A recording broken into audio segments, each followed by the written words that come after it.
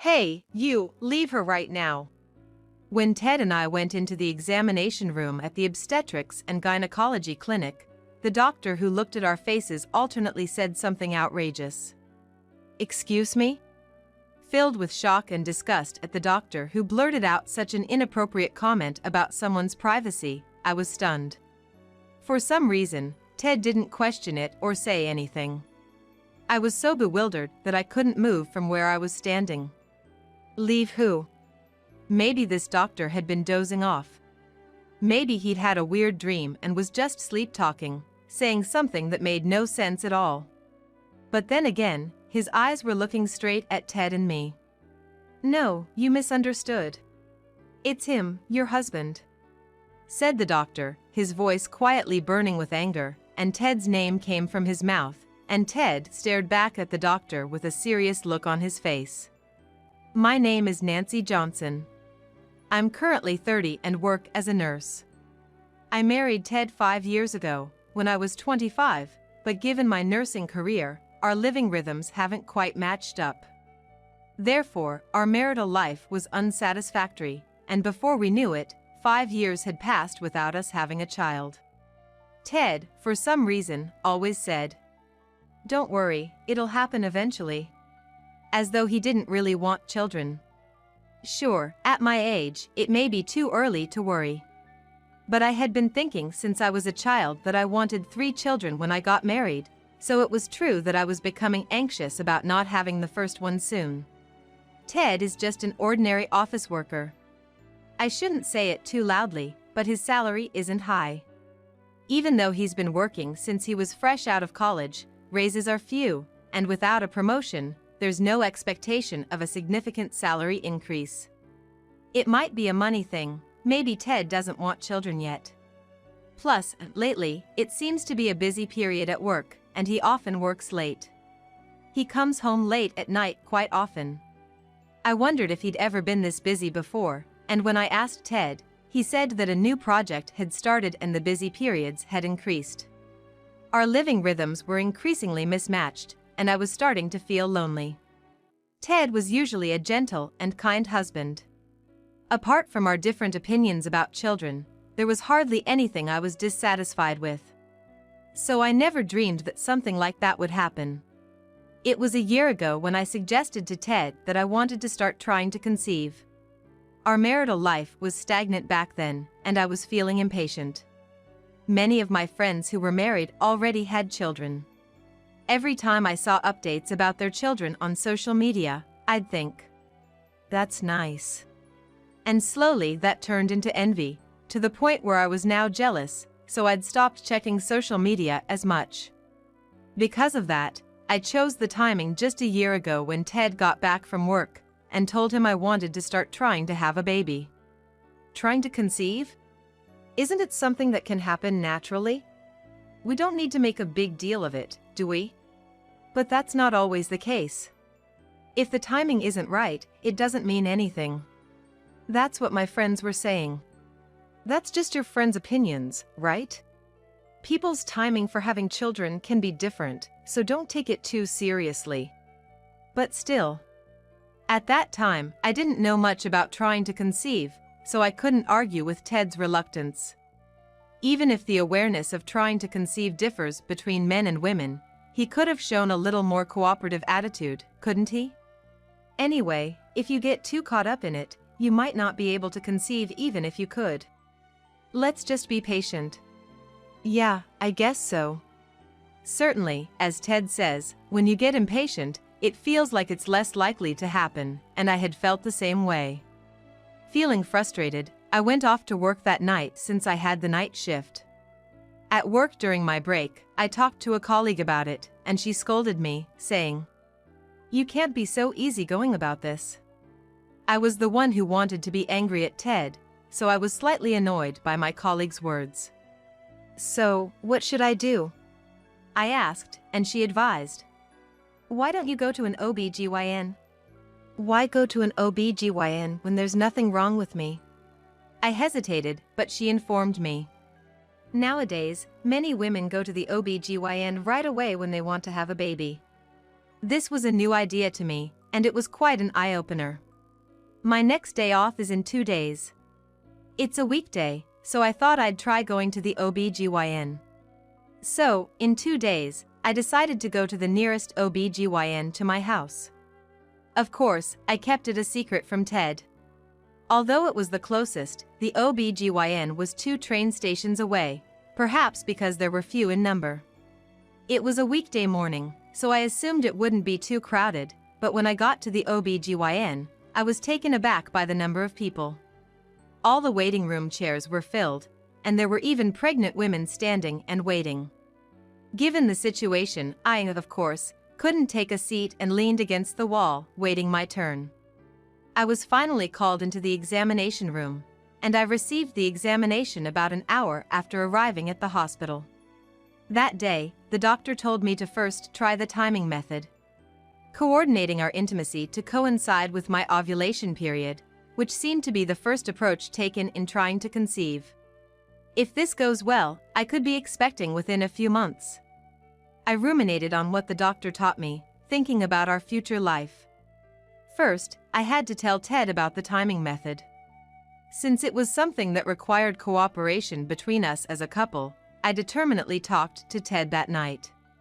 "I'm sorry to bother you when you're tired from work, but I went to the OB/GYN today," I said, and Ted turned his red, alcohol-flushed face to me, his eyes wide with surprise. "I really want a child. The doctor suggested something called the timing method." I explained the timing method to Ted. A tipsy Ted didn't seem to be taking my words very seriously, but at least he didn't interrupt me. "And, will you cooperate with me?" I tried to choose my words carefully not to offend Ted, but he scratched his head, looking bothered, and responded, "It feels like being forced, and I'm not into it at all. Isn't there another way?" Ted's insensitive words made my head spin.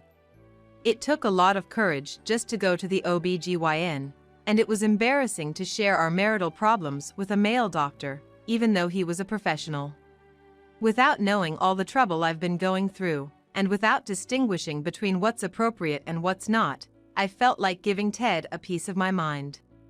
But I knew that if we fought now, he would become even more uncooperative, so I held back.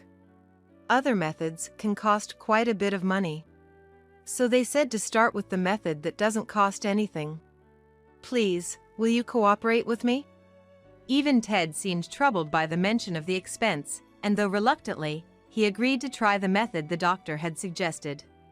Convincing Ted was an exhausting task in itself, and I was apprehensive about what lay ahead. A year had almost passed since we started trying to have a baby. Not only was Ted completely unmotivated from the beginning, but our lifestyles didn't match, and things didn't go well. In addition, whether he was disgusted by being forced into marital life, Ted often didn't come home on the scheduled day. With only one chance a month, I felt like crying, but I couldn't lash out at Ted because it would only make him lose interest. Stress caused my period to be late, and I even had to get medication from the doctor. When will I have a child? I couldn't help feeling weak and complained in front of the doctor. I can't say for sure. But if you follow my instructions, the odds will be much higher. The doctor listened seriously to my concerns and even gave advice on how to get Ted to cooperate. I was grateful, but also irritated by why Ted wouldn't cooperate with me. That night, it was the once-a-month chance, so I had resolved to invite Ted. But Ted didn't come home even as the date changed. I had a day shift the next day, so I didn't want to stay up too late. Just as I sighed and was about to give up and go to sleep, I finally heard the front door open. It was about to be 1 a.m. "I'm home." He entered the living room, laughing sloppily, possibly drunk, slurring his words. I was so dizzy at Ted's overly carefree attitude. "Do you remember what today is?"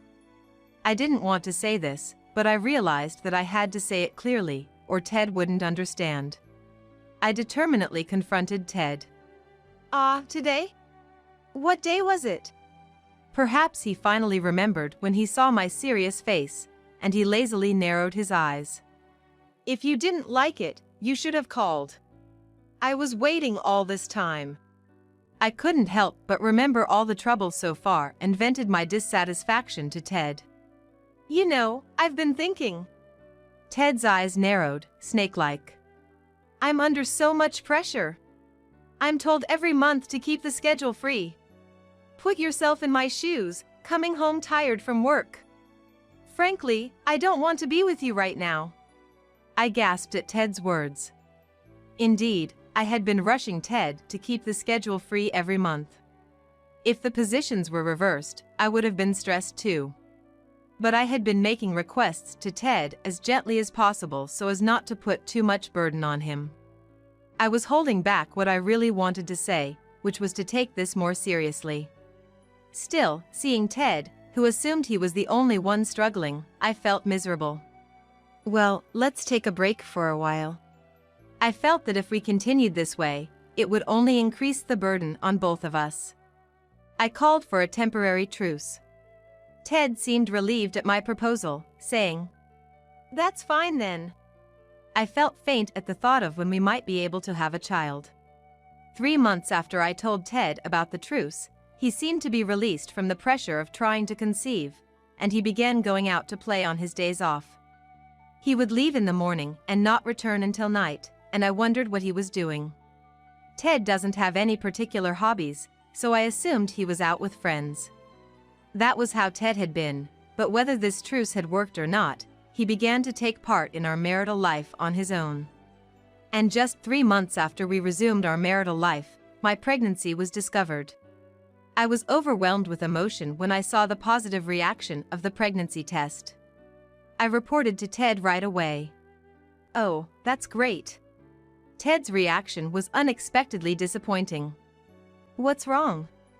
Aren't you happy?" Even though Ted usually doesn't say he wants children, I thought he would be happy to have his own child, but he looked somewhat troubled. "Of course I'm happy, but we really don't know if you're pregnant until we see the doctor, right?" "Yes, maybe we should go to the hospital next week." "Then I'll drive you there, let's go to the hospital together." For the first time in a while, I saw Ted's gentle side and was relieved. Perhaps Ted was happy too. He might be holding back his joy until the pregnancy was confirmed at the hospital. With that in mind, Ted's reaction seemed reasonable. And a week later, as planned, Ted drove me to the hospital. It was the obstetrics and gynecology clinic I regularly visit.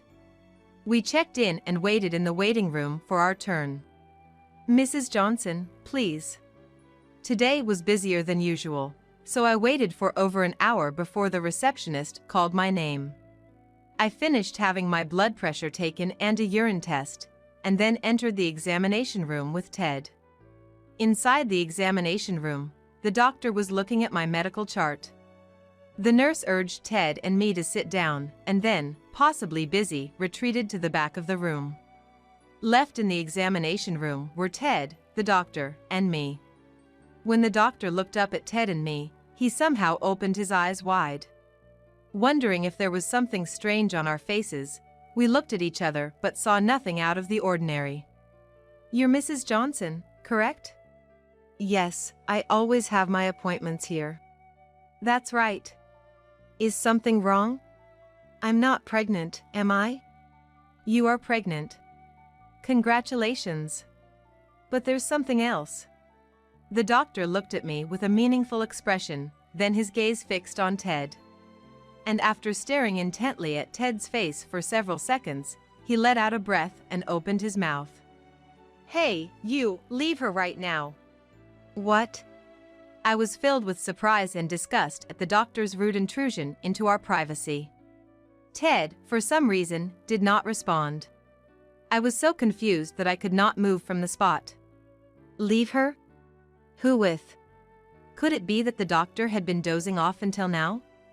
Maybe he'd had a weird dream and was still half asleep, blurting out something unrelated. But his eyes were fixed intently on Ted and me. "No, you misunderstand. It's your husband." The doctor's name for Ted came out of his quietly angry mouth, and Ted stared back at him, expressionless. "I know this isn't something I should say as a doctor. I'm sorry." But I felt I had to tell you, Mrs. Johnson.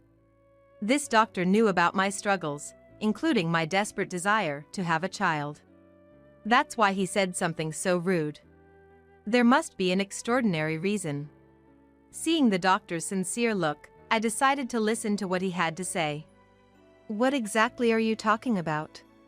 Anyway, I had to hear his side of the story. I was ready to hear what the doctor had to say, my ear attuned to him. It's a very private matter, but I found out recently that my wife was cheating on me.